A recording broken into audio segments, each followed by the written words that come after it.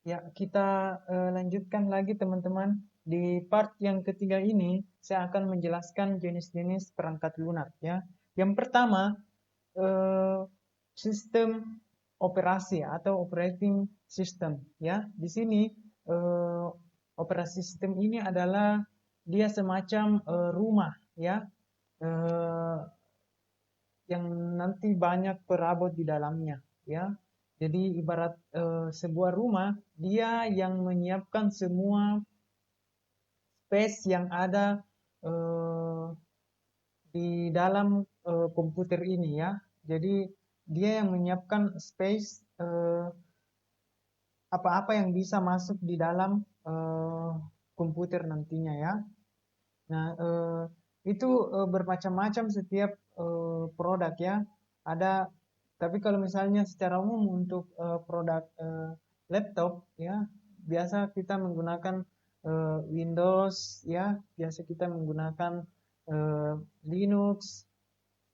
Tapi ada juga produk yang hanya bisa eh, yang sudah bawaan dari pabriknya, misalnya Apple ya, dia menggunakan sistem operasi tersendiri ya.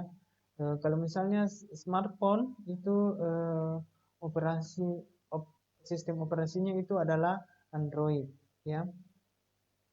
Nah, eh, ini sistem operasi ini harus kita install sebelum kita eh, gunakan eh, laptop atau laptop yang kita beli ya. Biasanya eh, laptop yang kita beli itu sudah eh, diinstalkan terlebih dahulu oleh eh, penjualnya. Jadi nanti kita tinggal mengoperasikan atau terima beres dari laptop yang kita beli ya. Nah, kemudian yang kedua perangkat lunak untuk aplikasi ya. Jadi ini ibaratnya dia seperti perabot ya. Jadi apa-apa saja program-program apa saja yang ingin kita jalankan di laptop kita ya atau di smartphone kita itu kita eh, download aplikasinya kemudian kita install ya.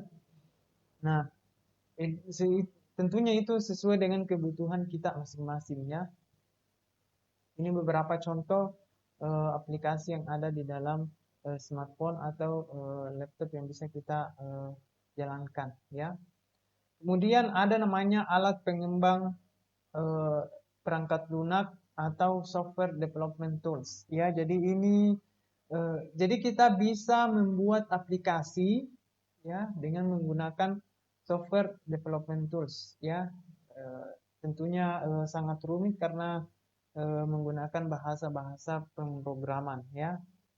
Dan ini kita eh, sebagai pengguna kita biasanya tidak eh, pernah untuk mengutak-atik seperti ini ya karena butuh keahlian khusus untuk bisa membuat perangkat lunak ya.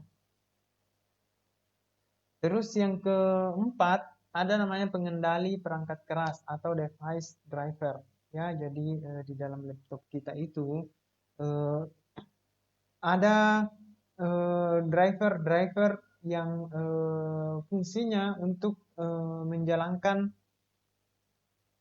eh, program aplikasi yang sudah kita install ya. Jadi misalnya di sini ada device untuk audio ya. Jadi untuk menjalankan audionya nanti ini ada pengaturan di dalam komputer kita yang harus kita cek terlebih dahulu ya seperti ini. Kemudian ada juga untuk aplikasi grafik, desain grafik ya. Kita kita lihat di dalam sini ya. Jadi kalau misalnya bermasalah dengan audio kita tidak mengeluarkan suara, maka kita cek di sini ya driver device drivernya ya, apakah eh, sudah terupdate atau tidak. ya. Jadi kalau misalnya tidak terupdate, maka kita lakukan pengupdatean supaya bisa berjalan sebagaimana mestinya, ya. Terus yang kelima ada perangkat lunak menetap, ya, atau firmware, ya. Jadi ini adalah perangkat bawaan yang ada di dalam laptop kita, ya. Jadi pada saat kita membeli laptop dan pertama kita nyalakan, nah yang muncul adalah perangkat lunak seperti ini, ya, firmware, ya. Ini biasa kita juga kenal dengan namanya BIOS, ya, eh, karena dia tersimpan di ROM, ya. Jadi ini adalah perintah awal untuk komputer kita supaya kita bisa menginstalkan Windows sistem operasi, ya. Ibaratnya rumah, ini adalah pondasinya, ya, pondasi sebuah komputer.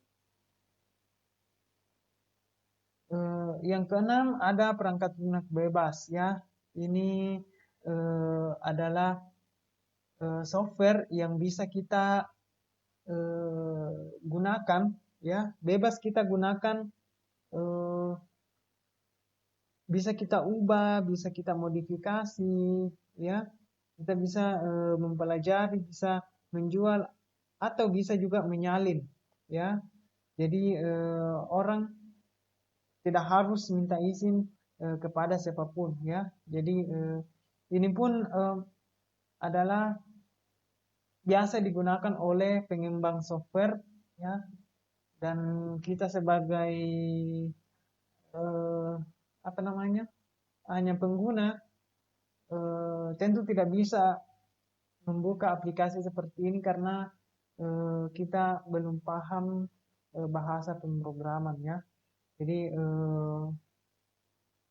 kalau kalian ingin mendalami dunia teknologi informasi, kalian harus mengerti bahasa pemrograman terlebih dahulu supaya bisa nanti membuat perangkat lunak, aplikasi dan sebagainya, ya. Nah, jalan untuk membuat perangkat lunak atau aplikasi adalah dengan membuka aplikasi yang ada seperti Ubuntu, Solaris, ya, NetBSD, Debian dan sebagainya, ya.